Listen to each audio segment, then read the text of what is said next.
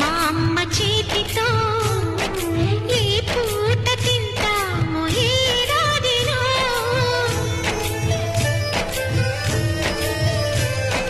చక్కగా మా నాన్న పక్కగా సరదాగా తిరిగేది ఏనాటికో.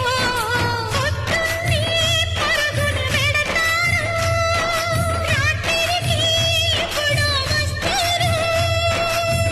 మరి మరి అడిగినా కథలు చెప్పరు, మేమే చెప్పినా మనసు పెట్టరు.